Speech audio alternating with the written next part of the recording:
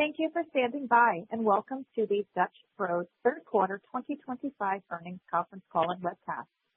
This conference call and webcast is being recorded today, November 5th, 2025 at 5 p.m. Eastern Time, and will be available for replay shortly after it has concluded. Following the company's presentation, we will open up the lines for questions, and instructions for queue will be provided at that time. I would now like to turn the call over to Neil Patel, Dutch Bros Senior Manager, Investor Relations. Please go ahead. Good afternoon and welcome. I'm joined by Christine Barone, CEO and President, and Josh Gunzer, CFO. We issued our earnings press release for the quarter ended September 30th, 2025, after the market closed today. The earnings press release, along with a supplemental information deck, have been posted to our investor relations website at investors.dutchbros.com. Please be aware that all statements in our prepared remarks and in response to your questions, other than those of historical fact, are forward-looking statements and are subject to risks, uncertainties, and assumptions that may cause actual results to differ materially. They are qualified by the cautionary statements in our earnings press release and the risk factors in our latest SEC filings, including our most recent annual report on Form 10-K and quarterly report on Form 10-Q. We assume no obligation to update any forward-looking statements. We will also reference non-GAAP financial measures on today's call. As a reminder, non-GAAP measures are neither substitutes for nor superior to measures that are prepared under GAAP. Please review the reconciliation of non-GAAP measures to comparable GAAP results in our earnings press release. Before I pass it off, I'd like to take a moment to acknowledge Patty Warren, our former Senior Director of Investor Relations and Capital Markets, who has made a significant impact on Dutch Bros since the IPO. We're grateful for his contributions and look forward to continuing the dialogue with many of you at upcoming investor-focused events. With that, I would now like to turn the call over to Christine. Thank you, Neil, and good afternoon, everyone. Dutch Bros continues to exceed expectations, driven by the passion our Broistas bring to our shops every day and a focused set of transaction-driving initiatives that provide multi-year growth visibility.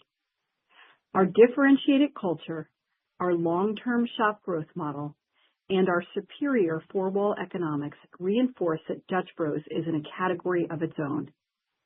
Our third quarter results reaffirm the strength of our differentiated strategy, one that continues to fuel our momentum and unlock meaningful long-term value creation.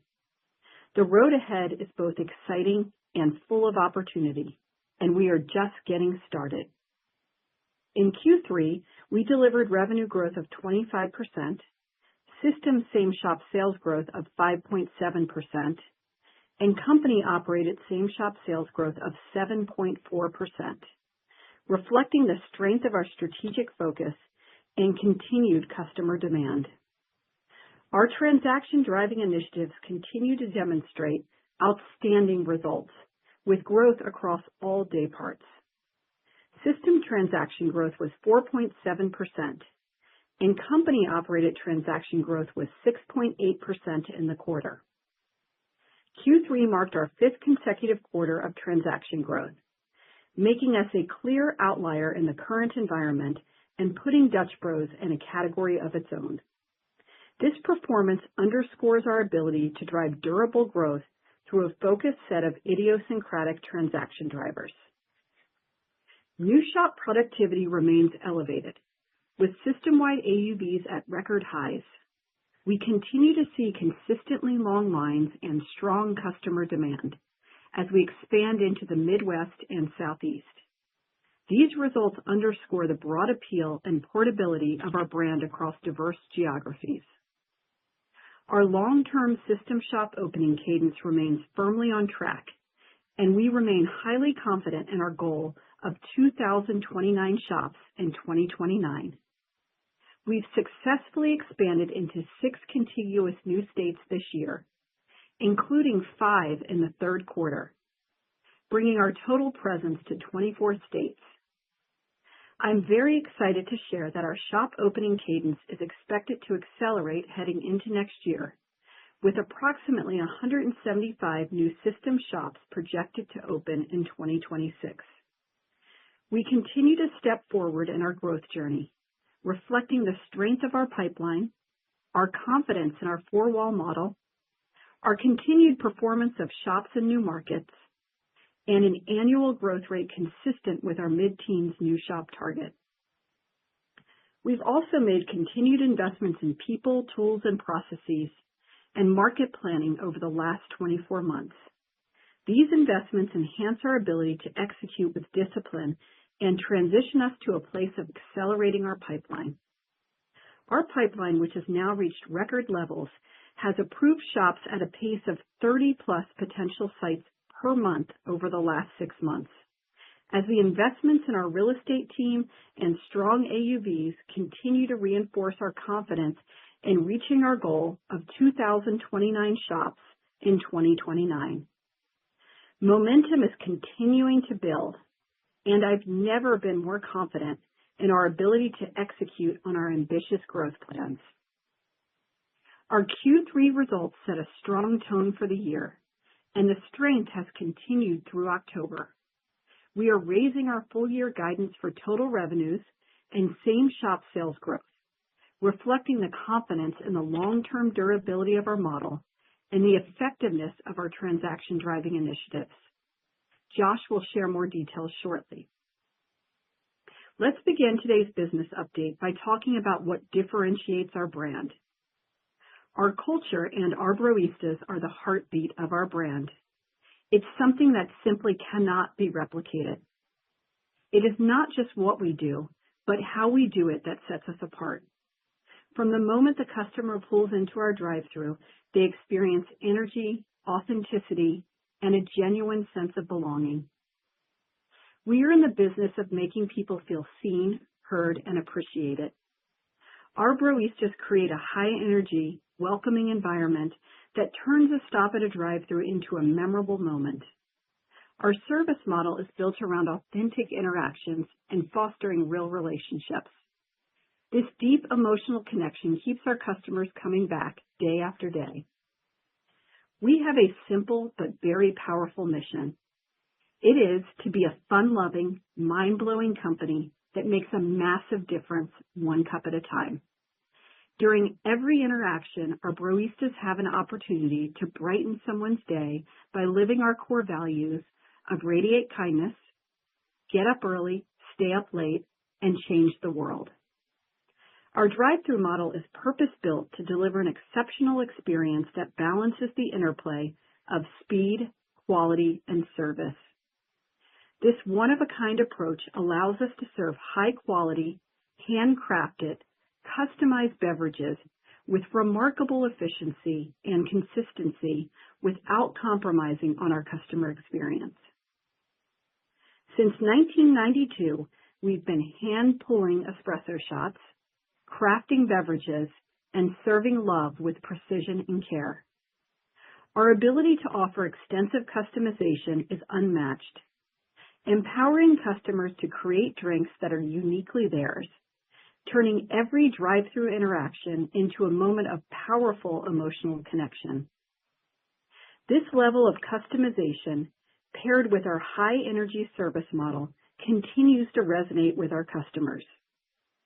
It is about the connection, the excitement, and the consistency of our experience that keeps the Dutch Bros customer emotional connection so powerful. And our customization-forward approach is improving with our focus on throughput. The sequential transaction growth we saw in Q3 showed clear progress on this initiative as we begin translating our efforts into results. Our training programs for shop leadership are driving smarter labor deployment decisions across production zones and day parts, improving quality and elevating the customer experience through consistency. We are beginning to see a shift in peak demand patterns driven by our transaction-driving initiatives. With improved labor deployment, we are now better positioned to meet this evolving demand.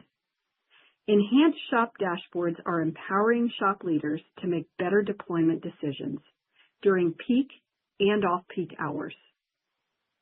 And as a result, we're gaining better traction across order taking, order making, and order handoff, all while delivering industry-leading customer service. Let me take a moment to highlight how we ensure a consistent customer experience. Before Broistas ever make any beverage, they're immersed in our purpose. They learn what makes Dutch Bros so unique. It's the connection, service, and energy.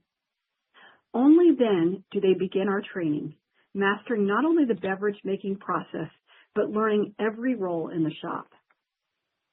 We've built a shop environment that is electric, fun, and unmistakably Dutch. It's this energetic environment that fuels a positive Broista experience, which in turn drives a consistent, differentiated experience for every customer. Our company-operated model provides a clear path for growth, whether it's through the operator pathway or becoming a leader for our mob training teams. Today, we have over 475 operators in the pipeline, with an average tenure of approximately 7.5 years. It's this clear pathway that allows us to build depth and experience and to scale our culture effectively. And it's working. In the 2025 InTouch Insights QSR drive-thru report, we ranked number 1 in order accuracy, satisfaction, and beverage quality across beverage players. Dutch Bros also earned the top spot in Forbes' 2026 Best Customer Service list in the beverage category within restaurants. That is the power of investing in our people and the Dutch Bros difference. We're thoughtfully expanding our beverage-first concept through our food program, which has evolved from a pilot into a broader rollout as we close out 2025 and head into 2026. Our food program rollout is designed to strengthen our beverage offering by driving breakfast and morning day part occasions, a time of the day where we have tremendous opportunity. As we expand the food program throughout 2026, we're aiming to be a one-stop shop during the morning day part. We continue to see both ticket and transaction lift from our food program, which expanded to approximately 160 shops by the end of Q3. We are regularly measuring customer feedback KPIs such as quality, likelihood to recommend, and value, and we are very pleased with the results, which have remained consistent or improved with each successive phase of the rollout. Looking forward, our 2026 rollout cadence will follow a strategic and methodical approach, with plans to complete the rollout by the end of the year. Due to shop layout constraints, we expect that approximately 25% of our 2025 year-end shop count may not be able to accommodate hot food. However, that percentage will decline over time as our new shops are being built to accommodate hot food. Our strategic push into breakfast and the morning day part through our focused food rollout only strengthens the Dutch Bros model, making it even more compelling. We have built a strong and differentiated digital presence, powered by our initiatives that are continuing to translate to transaction strength. Our enhanced paid advertising strategy to build brand awareness continues to deliver impressive results across our shop base, especially in our newer markets and vintages. These efforts are fueling our transaction momentum, and we expect this trend to continue as we pursue our TAM in parallel with strategic paid media investments. We believe there is sizable room for aided and unaided awareness to grow long-term, and we are at the early innings of our momentum. Order Ahead is continuing to gain traction, and our investments are making accessing Dutch Bros seamless across multiple touchpoints. We're adding meaningful sophistication to our analytics engine, setting Dutch Bros apart even at this early stage. At the end of Q3, our Order Ahead mix reached 13%, with some new markets mixing at nearly double the system average. This growth highlights the natural strength of our program and the enthusiasm our customers have for Dutch Bros. To build on this momentum, we recently enhanced the user experience by introducing a more precise order pickup time feature, which has already led to improvements in order readiness and an increase in scheduled orders. The increasing Order Ahead mix has also created a powerful on-ramp for our Dutch Rewards program. This program continues to remain a key engine for driving transaction growth over the long term. In Q3, approximately 72% of system transactions were attributed to Dutch Rewards, marking a 5-point improvement year over year. With Order Ahead feeding into this ecosystem, we're now focused on unlocking the full potential of segmentation, deepening engagement, and driving transaction growth by confidently reaching the right customer at the right time. Notably, in Q3, Dutch Rewards contributed to transaction growth, with us running almost exclusively segmented offers, further underscoring the organic strength behind our loyalty platform and the ability to manage discounts strategically year over year. Even more encouraging is the momentum we're seeing from younger cohorts within Dutch Rewards, highlighting the strength and long-term potential of our loyalty program. In addition to a strong digital presence, we have a differentiated innovation platform. Since 1992, our commitment to beverage innovation has been a cornerstone of our success. We have seen success in leading the industry in beverage trends and delivering exceptional experiences across our coffee, energy, and refreshment offerings. In July, we introduced 3 exciting new beverages: Blue Lagoon with strawberry fruit, Mudslide Mocha, and Strawberry Colada, demonstrating the breadth and strength of our innovation across the entire menu. We kept the buzz going throughout the quarter with engaging brand activations, including the launch of the Fun Boy Drink Floaty, National Dog Day Bandana, and Car Coasters, all designed to deepen customer connection and drive brand love. In August, we brought back fall LTO offerings like the Caramel Pumpkin Brulee and Cookie Butter Latte, alongside the Candied Cherry Rebel, reinforcing our commitment to category-wide innovation and customer relevance. This LTO lineup was our most successful fall LTO launch to date. At Dutch Bros, innovation goes far beyond beverages. Our value proposition is about the experience, the connection, and the energy our customers feel every time they visit. We've pioneered the drive-thru innovation platform, and these limited-time offerings provide that unforgettable moment. In addition to our differentiated innovation engine and robust digital presence, we've reached an incredible and advantageous scale. Just 4 years ago, we celebrated our 500th shop opening in Texas during the year of our IPO. This year, we surpassed 1,000 shops, and we're well on our way to doubling that as part of our multi-year journey to reach 2,029 shops in 2029. Beyond shop growth, we've successfully scaled system-wide AUVs, which are at record levels, and significantly improved adjusted EBITDA, clear indicators of the durability of the Dutch Bros brand. We've also assembled a management team with experience at scale, positioning us to execute on our rapid growth ambitions with confidence. Our team brings depth, enabling us to successfully make agile strategic decisions that support our long-term vision. We are investing in advanced analytics, tools, and processes to maintain differentiated momentum as we scale, laying the foundation for disciplined, self-funded growth. In closing, the momentum in our business remains strong, and we are just getting started. We're in the early innings of a multi-year journey, and our focus strategy is clear and working. We are built around culture. It's the engine of our differentiated customer experience. Our Broistas bring this culture, energy, and connection to life every single day, delivering magic at the window that continues to connect deeply with our customers. We are focused on delighting our customers and growing sales, and it's paying off. Our multi-year transaction-driving initiatives continue to resonate, marking our 5th consecutive quarter of transaction growth. We have a differentiated innovation engine and strong digital presence that isn't easily replicated.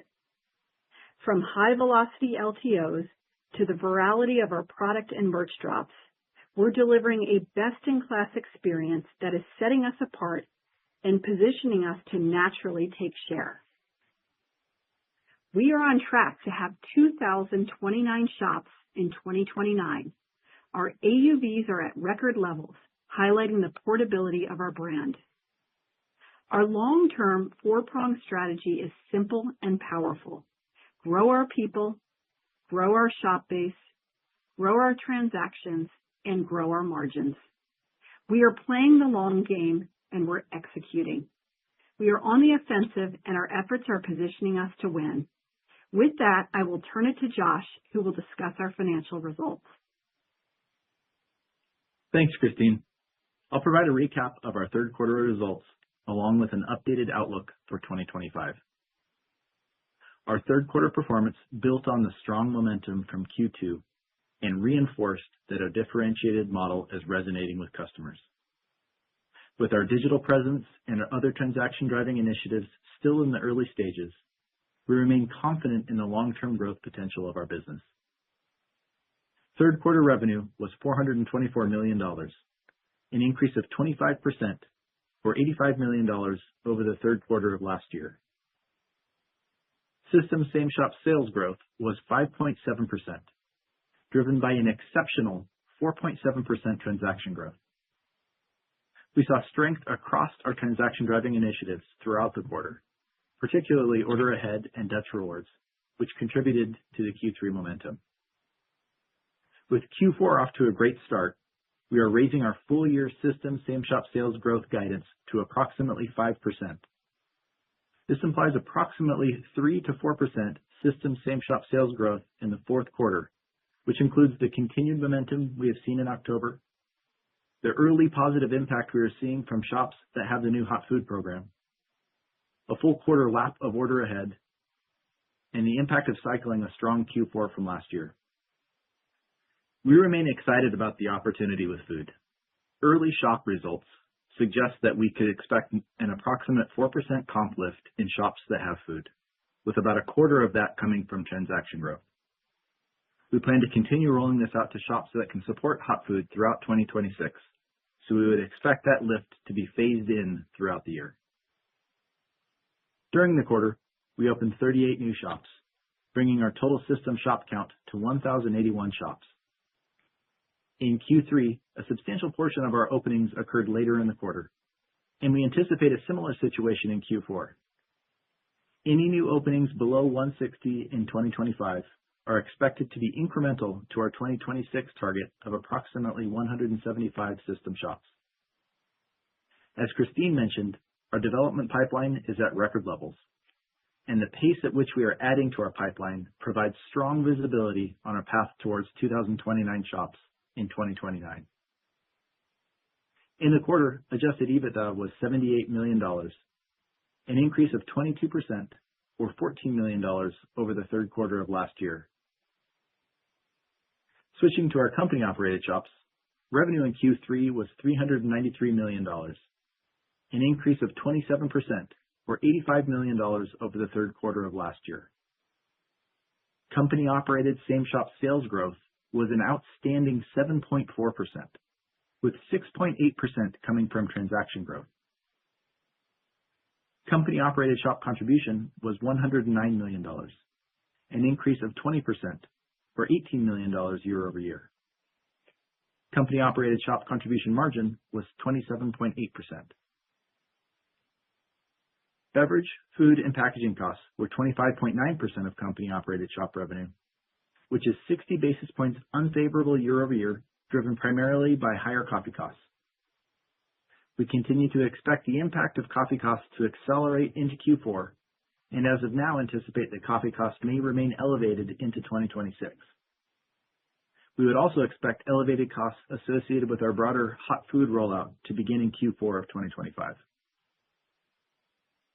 Labor costs were 27.5% of company-operated shop revenue, which is 10 basis points favorable year over year, primarily driven by sales leverage and partially offset by the impact of labor investments made earlier in the year to support our long-term growth. Looking into Q4, we are anticipating the quarter to be impacted by approximately 50 basis points from regulatory changes resulting in higher employer payroll taxes in the state of California. Occupancy and other costs were 17% of company-operated shop revenue, which is 60 basis points unfavorable year over year, driven largely from the impact of occupancy rates from new shops, as we have made great progress in shifting our portfolio to more capital-efficient build-to-suit lease arrangements. We expect this impact to continue in Q4 and into 2026 as we maintain this momentum. Pre-opening expenses were 1.8% of company-operated shop revenue, which is 60 basis points unfavorable year over year, driven by the proportion of shops in newer markets and the associated cost of sending our training teams to support these openings. Given our planned openings for Q4, we would expect pre-opening expenses on a per-shop basis to remain relatively consistent with what we experienced in Q3. Moving down the P&L, adjusted SG&A was $58 million, or 13.6% of total revenue.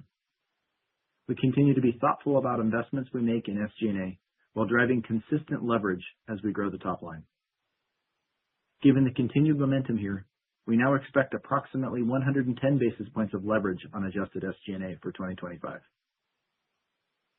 For the quarter, we delivered 19 cents of adjusted EPS, up from 16 cents or 19% from Q3 of last year. Let me now provide an update on our balance sheet, cash flow, and liquidity. As of September 30th, we have approximately $706 million in total liquidity. This liquidity includes $267 million in cash and cash equivalents and approximately $440 million in our undrawn revolver. During the quarter, our net cash position sequentially increased by approximately $14 million from Q2, driven by strong cash flow from operations. In Q3, our average CapEx per shop was $1.4 million, clearly demonstrating our ability to transition our portfolio to more capital-efficient build-to-suit lease arrangements. This gives us strong visibility and confidence into positive cash flow generation, reinforcing the scale and strength of our long-term financial model. Now let me provide an update on our 2025 guidance. In light of our strong performance throughout the third quarter and into October, we are raising our full-year guidance for total revenues and system same-shop sales growth. Total revenues are now projected to be between $1.61 and $1.615 billion.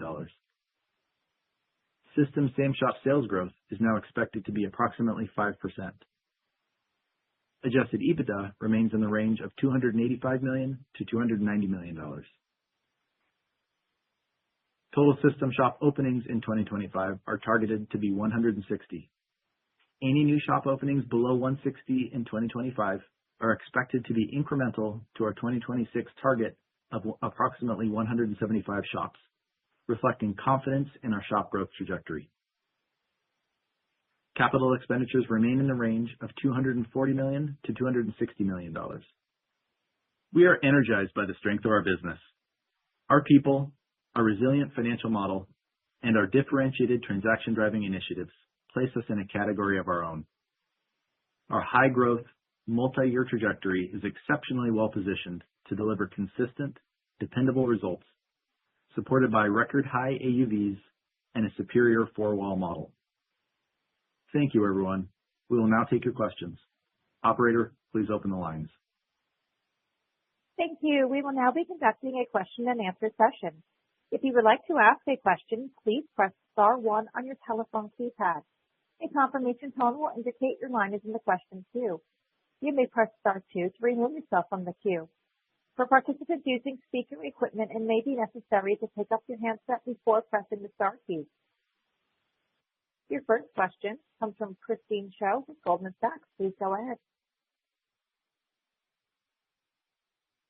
Thank you so much for the presentation. So I'd like to kind of understand a little bit better in terms of some of the, thank you for all the color. When comparing kind of innovation, paid advertising, order ahead, and Dutch Rewards, all of these things that were catalysts to your traffic year to date, which are some of the levers you think have the highest remaining runway, and what 2026 product and platform innovations are most likely to continue as Conver's multi-year growth algo? Thank you. Yeah, Christine, thanks so much for your question. When I look across all of the different levers we have, I actually think we're in early innings in many of them. I look at innovation and how our teams are really looking at each promo period and understanding what worked exceptionally well, where the market's going and what they can tweak to add to that. We just had our strongest fall LTO launch and brought back a number of the drinks for last year and just executed them really well. With paid advertising, I think we're continuing to do a lot of learning in which channels work best for us, where we spend versus the maturity of the market. And so again, early innings there as we continue to learn analytically just where to place those, place our dollars in that paid advertising. And just as a reminder, we're really using paid advertising to grow brand awareness. It's that on-ramp for the brand that we then get customers into Dutch Rewards, where 72% of our transactions are Dutch Rewards transactions. So we really have this very efficient channel to speak with them. On Dutch Rewards, we've really made the transition this year in moving from all broad-based offers to more segmented offers, but we have a lot of runway still ahead to further segment that customer base, learning what drives different customers to increase their frequency. So a lot of runway still there as well. Then looking at mobile order, again, we continue to see that nice steady march up in mobile order. And we are really learning, like operationally, as we hit some very high penetration levels, especially in newer markets, how to split our KDSs between different stations to deliver on those.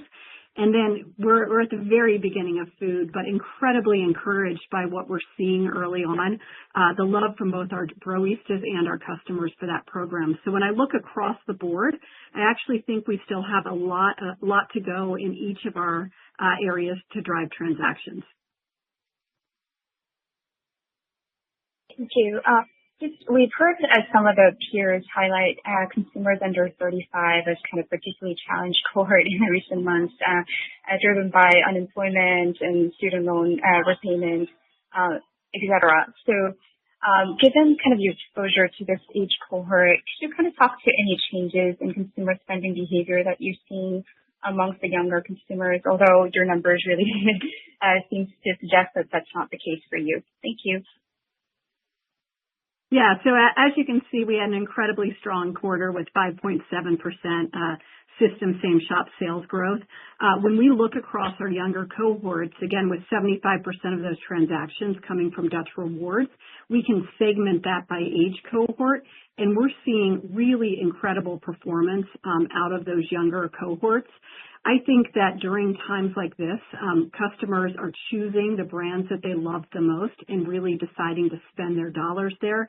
And what we're seeing out of Gen Z and that continued growth and that huge in that cohort is really encouraging.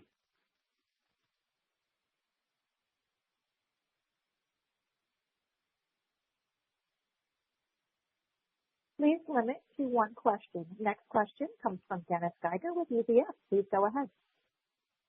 Great. Thank you, and congrats on the strong results, guys. Very helpful data points on the food offering. I was wondering if you could speak a little bit more to what you're seeing from a customer feedback standpoint, employees, how that's working. I'm curious, anything else on sort of attachment incrementality? I mean, you gave us the important numbers, I know. And just related to that 25% that won't get food, can you give us a breakdown of company versus license there and what that looks like? And I guess last, just on the food, if you could touch at all more on the food costs in the fourth quarter, the hot food costs that you spoke to. Thank you very much. Thanks so much, Dennis. I'll start with customer and broista feedback. So that's something that we're carefully managing. We actually have trackers in place to manage that every single week. One of the things I'm really encouraged by is as we are rolling this out in successive markets, we're actually seeing improvements in both broista feedback and in customer feedback. as we continue to roll this out. So I think we have just an incredible launch and start to the hot food program. I am incredibly impressed with how our baristas are embracing the program and rolling this out to our customers.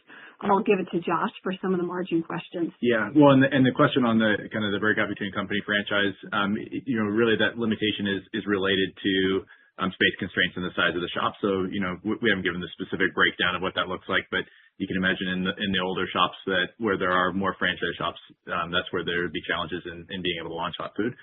On the margin specific, we're in 160 shops at the end of Q3. So you can imagine just on a relative percentage basis, it is a smaller impact, but as you might expect, COGS for food is relatively higher than beverage. So would assume a slight amount of pressure coming into Q4, and then as we roll this out, that adding to it in 2026 as well. Next question, Andy Barish with Jefferies. Please go ahead. Hey, good evening, guys. Could you give us a little more color just sort of on the ticket dynamic or check dynamic? Obviously, you're seeing a negative mix, with pricing, I think around 2% or so. What's going on there? And then, as you look out to 26, I'm assuming, food could be a part of, getting that going back in the right direction. Yeah, Andy, thanks for the question.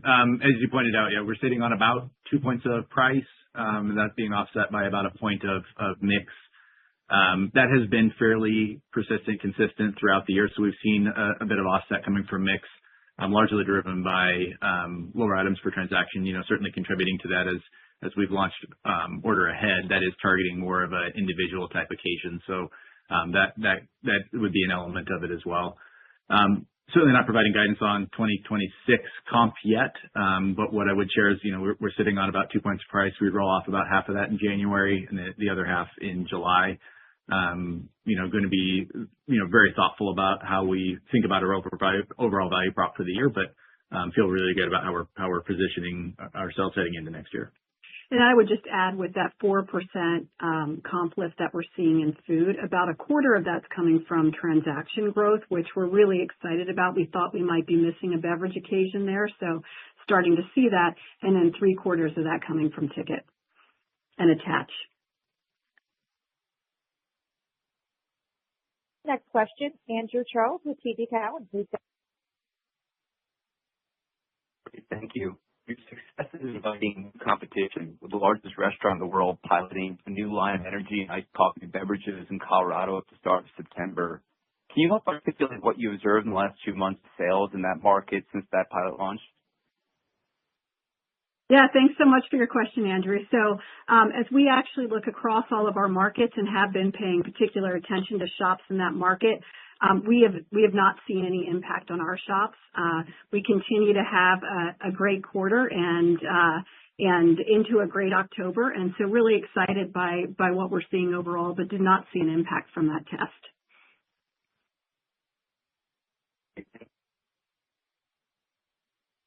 Next question, Sara Senatore with Bank of America. Please go ahead. Thank you.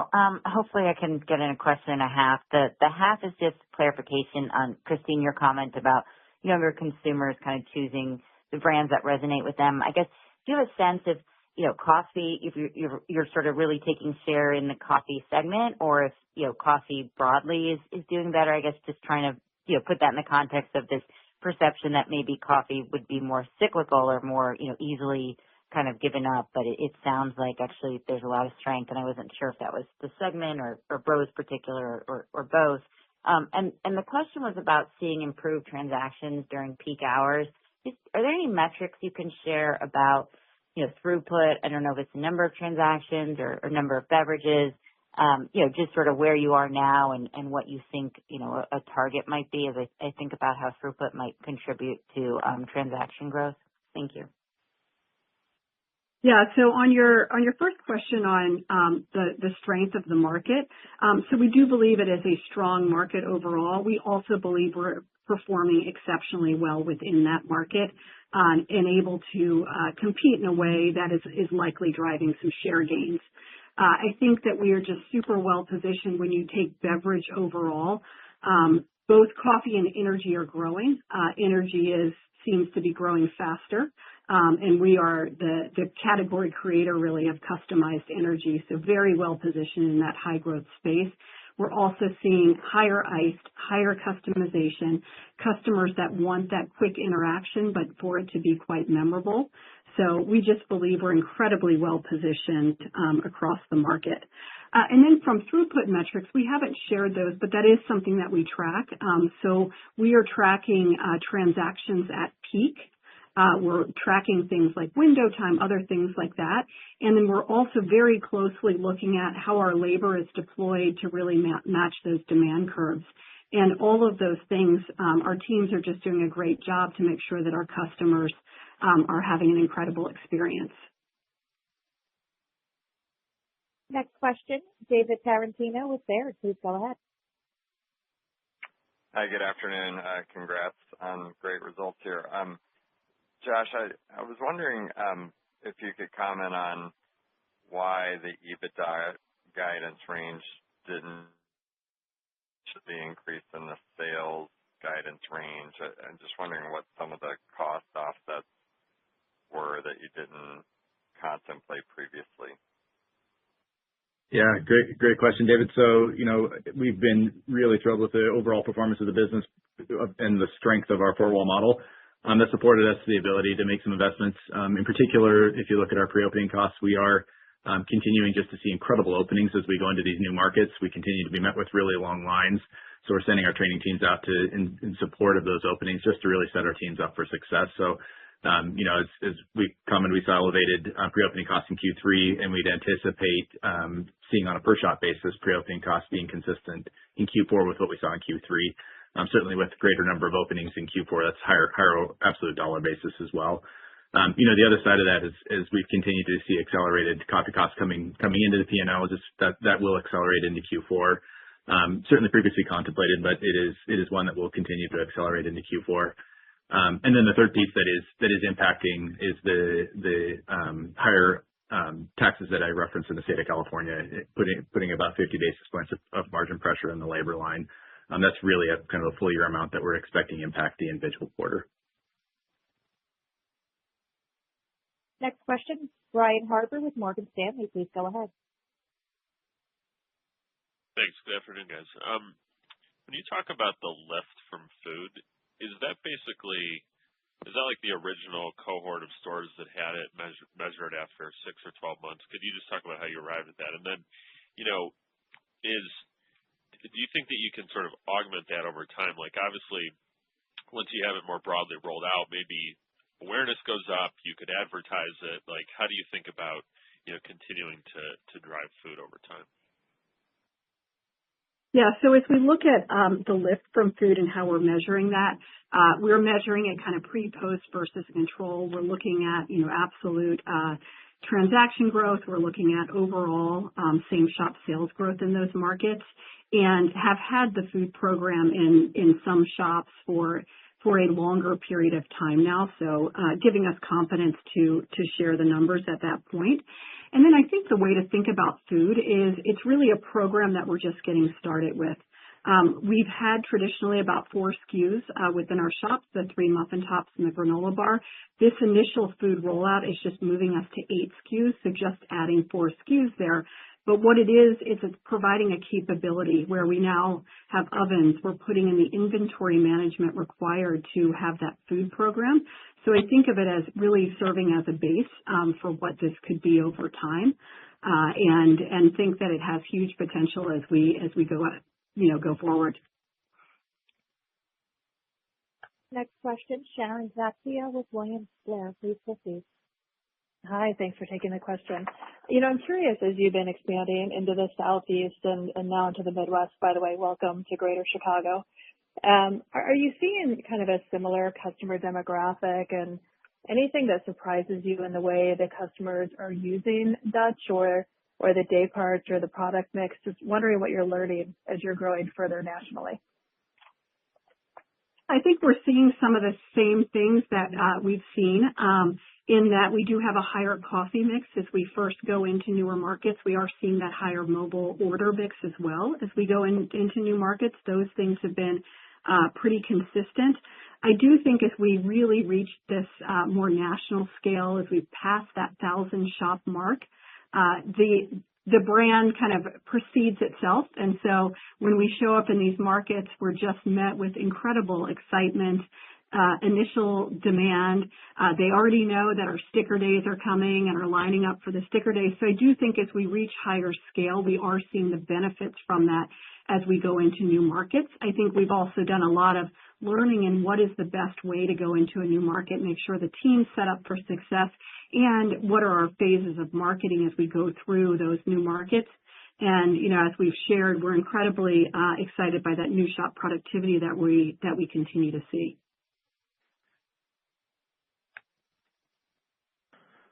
Next question, John Ivanko with JP Morgan. Please go ahead. Hi, thank you. I was hoping to drill in a little bit in terms of what's going on in some specific markets. And, obviously, you're located next or at least near, some specialty coffee outlets that have been closing stores. And yet in other markets, there's a number of specialty coffee outlets that have been significantly opening stores. So I wanted to see if there's any interesting dynamics we can talk about on a market level basis that maybe are influencing, in positive or negatively, your access to real estate, people, and customers. Anything that we can maybe, talk about that's a little bit below the surface. Thank you.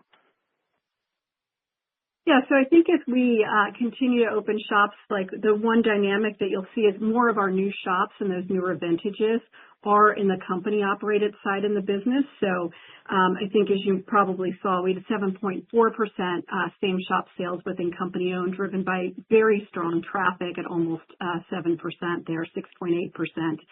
And, as we continue to look for new shops and new markets, I think the strength of the brand, the longevity that we have been out there as a landlord. We have incredibly attractive cap rates now, as we continue to grow across the country.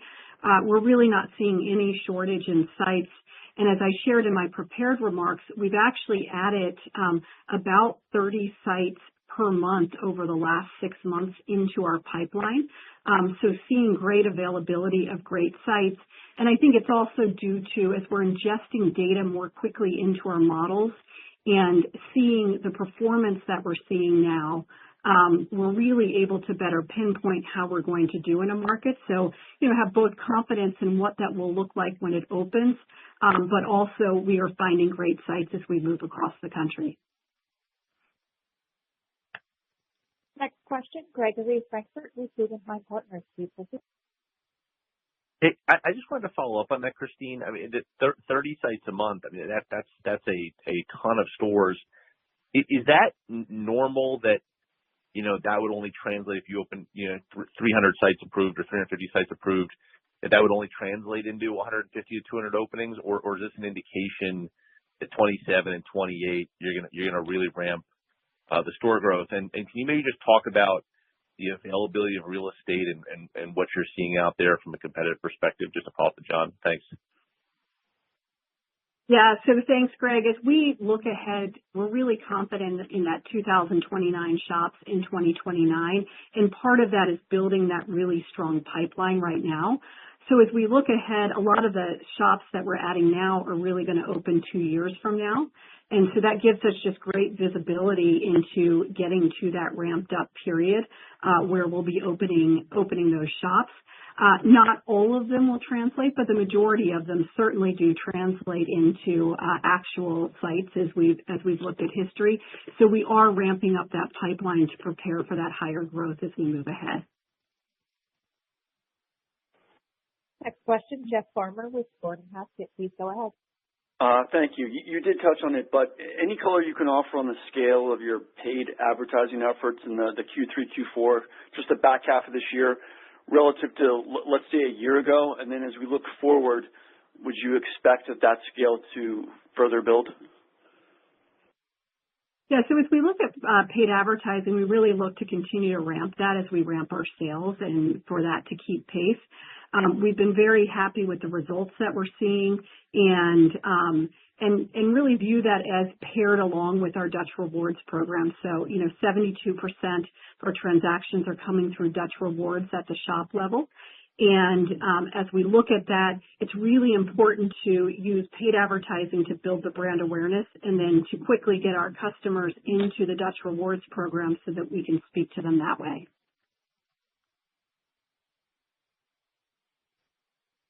Next question, Jeffrey Bernstein with Barclays. Please go ahead. Great. Thank you. Just a question on the mobile order and pay. I think you said it's now at a 13% mix, so creeping higher, but I don't believe that's with any material internal push on your part. And I think you mentioned some of those markets are actually double that, so maybe a quarter of their sales or traffic from a mobile order. So I'm just wondering, there are clearly peers in the beverage segment well above that. I'm just wondering if you could talk about what you'd like to see with that in terms of the acceleration, maybe quantify any kind of benefits you see in terms of traffic or check or frequency, anything, incremental learnings as we think about the next couple of years and where that 13% goes. Thank you.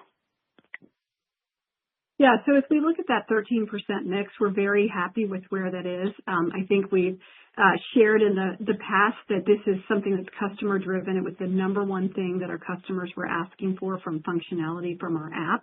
And we want our customers to be able to order in the channel and in the way that they'd like to order. I think naturally over time, given what we're seeing with new shops, is that percentage will increase as I think we're seeing very close to like market level volumes in mobile order in those new shops. And, I think customers actually really act in a way that makes a ton of sense. So in our smaller shops or our original double drive-throughs, it just doesn't add as much speed to your day as it does in the new shops that we're rolling out. So, I would expect to have some bifurcation in the newer and legacy markets over time, but incredibly encouraged by what we're seeing. It continues to grow. We also like the interplay that we're seeing between mobile order and food and how easy it is to attach items once you're mobile ordering. So seeing a lot of good things there. Logan Reich with RBC Capital Markets. Please go ahead. Hey, good afternoon. Thanks for taking the question and congrats on the solid results. My question was on the food rollout, more on the operational side. I'll try to fit it into one question. But can you just give any additional color on what the changes in the operations are in the back of house for the stores that have food? Like, just curious if you need to add any additional labor to fulfill food or any differences you're noticing on throughput with the stores with food versus those without. And then just separately on your last comment related to mobile order pay, like, do you view food as a driver of mobile order pay or vice versa? I'm just trying to get an understanding of the interplay between those two aspects of your business. Thanks. Yeah, so from an operations standpoint with food, we are adding new equipment into the shop. We're adding new training, obviously, as we roll that out. And then some of the operational metrics we're looking at is one, as we've built out the food platform and the offering that we have, the oven cycle time for the food items is below the average drink make time. And so that was very intentional. We never want to slow down our line as we add in food. And as we've rolled this out to new shops, we're continuing to see throughput gains in those AM day parts in the shops that we've rolled out food. So we really are seeing that work seamlessly. And then from a labor perspective, we are investing in labor and food as those sales grow. So overall, I think that food has slightly higher COGS, but a lot of the other line items really, as you scale, work quite well with food, and it can really leverage some of those other places. So as we are seeing those volume gains, we are investing against the volume gains themselves. And then from mobile order and how that's interplaying, I just think that the app is such an easy way to discover new offerings that we have. And so I think part of that is interplaying with it.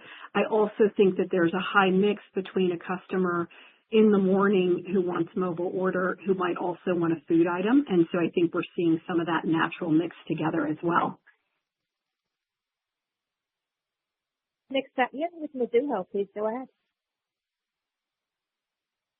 Thanks for taking the question. Congrats on a great quarter. Just a clarification question. The clarification, the 50 bits labor headwind, that's just in Q4, or is that something that's going to continue into 2026? And the question is just an update on the CPG rollout in 2026. How are we supposed to think about modeling it? Is it just pure licensing, flow through, any numbers around it, or just bracket in terms of how we should think about the CPG rollout next year would be very helpful. Thank you.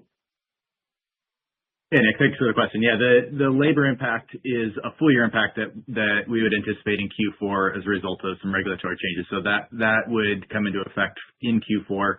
The ongoing run rate obviously would be something less than that. The amount is a full year amount in a quarter. I'll let Christine talk to the CPG piece. And then on the CPG rollout, so we are really in the midst of sell-in right now to retailers. We are also finalizing all the products and doing all those final tastings as we get ready to launch this. We are really encouraged by the enthusiasm that we're seeing from retailers for the CPG lineup. That is something that will roll out throughout 2026. So as retailers do their resets throughout the year, you'll start to see the Dutch Bros product come in. We've also shared that we're really going to have the CPG offering follow our shops. And so it will be a regional rollout based on where we have shops so that customers can really experience Dutch Bros at the shop first and then go experience at home. Chris O'Cull with Stifel, please go ahead. Yeah, good afternoon and congrats on another great quarter. Christine, I appreciate the comments you made earlier about the people first culture and the Broista engagement as being the concept's primary competitive moat. But as you scale to, let's say, 2,000 or more shops, it would be harder to sustain this culture. And I'm just wondering, beyond promoting from within, what specific or measurable mechanisms do you have in place to ensure the quality and consistency of the Broista experience isn't diluted? For instance, how do you systematically identify and correct any kind of cultural drift as you expand? Yeah, thanks so much for your question. So as we look ahead, I think we are in a really unique position with being able to open all of our new shops in all of our new markets with operators that have been with the brand for quite some time, on average 7.5 years. And I think at 1,000 shops, that's what's really served us incredibly well, is having culture carriers who have been looking forward to that opportunity to go open a new market. We do have measurement mechanisms in place. We do surveys. We do things like that. I think that those are important metrics to have, but we also have great listening systems. And I think that's the most important piece, is making sure that as we roll anything out, we are listening very deeply to how our teams are feeling about different things to make sure that we're enhancing the experience. As we roll out food, for example, we're doing a food benefit for our Broistas, and so that they can taste and share in that great food as they come onto their shifts. And so I think we're being incredibly thoughtful about ensuring that our shops are staffed well, that we're listening to what's driving satisfaction at the Broista level, and just continuing to enhance that experience the same way we're looking at our customer experience. Thank you. I would like to turn the floor over to management for closing remarks. Yeah, thanks for your questions. In September, we proudly hosted our annual Buck for Kids Day, with the Dutch Bros Foundation supporting over 245 local nonprofit organizations focused on programs serving youth in our communities. Giving back to the communities we serve is core to who we are. Our local operators and franchisees selected each of these nonprofit partners, ensuring the impact was felt directly in the neighborhoods we serve. Also in September, from all around the country to join us at our headquarters for a leadership development program. It was an incredible opportunity to share stories, learn from each other, and continue building the strong foundation that fuels our growth. Investing in our people and giving back to our communities is core to who we are, and our mission remains unchanged. Whether we are slinging drinks or serving up love, Dutch Bros has always been and will always be about the people.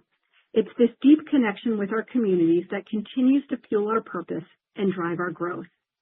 Thank you to all our team members for bringing our mission to life. You are the reason our customers continue to show up every single day. I am incredibly grateful for all of you. Thank you. This concludes today's teleconference. You may disconnect your lines at this time, and thank you for your participation.